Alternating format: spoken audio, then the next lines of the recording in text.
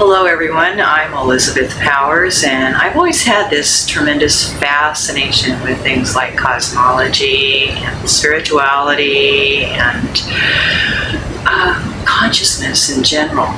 And I have a really wonderful friend who I've known for a very long time, maybe 25 years, and he's just written a book about that particular subject, this time related to 2012, and it's called 2012 The Real Story. And the man I'm talking about is Dr.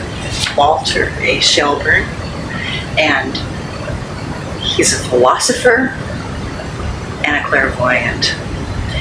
I'm going to tell you a little bit about his history. Walter, welcome. Thank you. And I'm going to tell you a little bit about his history and how he got to be where he is right now and doing what he's doing. And Walter completed his PhD in philosophy at the University of Florida in 1976.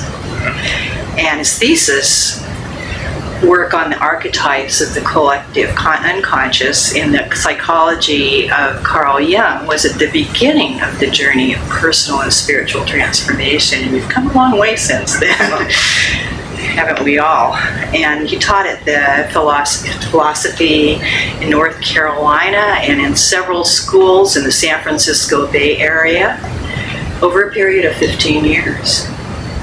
So you did a lot of teaching. Are you doing any now? No, I retired. You have retired from teaching. And Walter began channeling in the 1990s. I didn't even know about that because we were out of contact for a while. And it's pretty fascinating to think that you've gone from philosophy into channeling.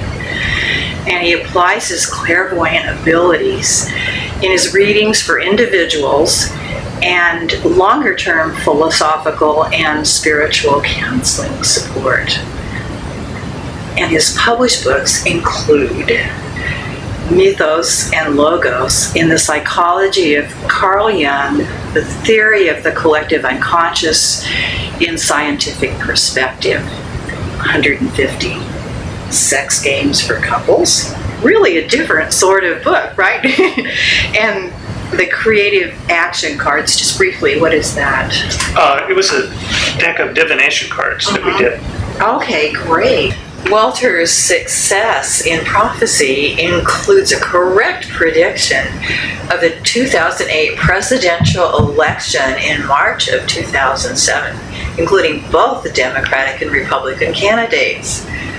Successful predictions of all but one of the United States Senate races in 2008 and 2010. And a projection of the true scope of the swine flu pandemic in 2009. And the projection of the Great Recession, including how long it would last and the bottom of the stock market. Walter, that's pretty amazing. Important to know that, isn't it? Mm-hmm. Yeah. And Walter also accurately predicted the outcome in every single state. Every single state, huh? Yes. In the 2012, that's just the one we had recently, presidential election, and 31 of the 33 Senate races. And I understand that that's pretty amazing because most people don't predict that accurately. Well, it's what I try to do in my blog is post my predictions and then have the outcome relatively soon so you can see whether I'm on track or not. Not something that's going to happen, in January for the whole year, Right. So you're staying on top of events constantly. I try to stay current with events, yes. So how do people, they find this on your blog, all this information, and it's called interdimensionaltimes.wordpress.com. And that's where they can go to read all of the predictions that you've done. I'm amazed, just like Nostradamus, or actually a little bit better. not so much confusion about what it means. I try to spell it out as clearly as possible. Okay, good. Not, just not leaving us with a vague understanding of what's happening. Less poetry. More specifics. It's less poetry, more specifics. Okay, great. So Walter currently resides in Nevada, California, and I am so delighted to be here. Thank you. Interviewing you today. Walter, what is it that you see happening on December, this really ominous date, December 21st, 2012? Well, I get asked that question a lot when I tell people I'm working on a book on 2012. Mm-hmm. People want to know, well, what's going to happen? What's going to happen? And my answer to that is twofold. We look at it from the short-range perspective and from a longer-range perspective. From the short-range perspective, on the date December the 21st, 2012, my reading is nothing special. Nothing special is going to happen on that day. None of this apocalypse, none of the rapture or the falling off of California into the ocean and all of these things. Yes, there's a lot of narratives, disaster narratives of one kind or another, and I don't see any of those things happening at all. But that doesn't mean that 2012 really has no substance to it. Because if you look at it from the bigger perspective, December 21st, 2012 is one day, one sort of ordinary day in an extraordinary frame of time that we're living in. Right. Which I call the 2012 era. And I define that as starting in 1990 and going to 2020. Mm-hmm. So when I'm talking about 2012, I'm looking at this whole time frame. So if you look at any one individual day, you don't see a lot of extraordinary things happening necessarily. Right. But if you look at the whole time frame, we're really moving into a new age of humanity. Well, there are two. There's the dark version of apocalypse and the light version. The dark version is everything is going to collapse or disintegrate, and we'll be living in a chaotic world. The light side is that everything is going to be wiped out except the chosen few who are going to be saved somehow or another. Mm-hmm. And there's a Christian version of that called rapture, and a New Age version called Ascension. Right. And we can talk about what sense that makes later on.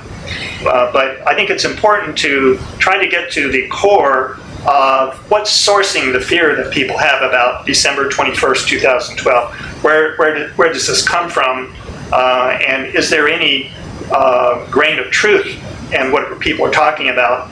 How did the rumors get started? How did the different stories get started? And I want to try to trace that back and see what it is. Because my concern in my book, 2012, I want for people to be concerned about the things that are really of concern in our time, and let go all of things that are not important, the things that you don't have to worry about.